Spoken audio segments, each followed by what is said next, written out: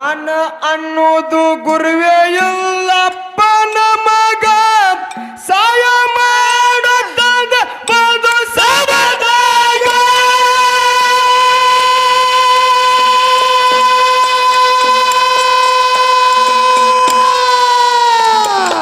ವಂದಿಸಿ ವರವ ಬೇಡುವೆ ನಿಮಗ ವಂದಿಸಿ ವರವ ಬೇಡುವೆ ನಿಮಗ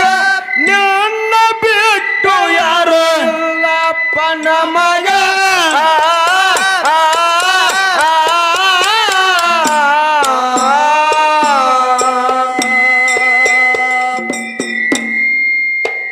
ನಾ ನಮಿಸುವೆ ನಿಮಗ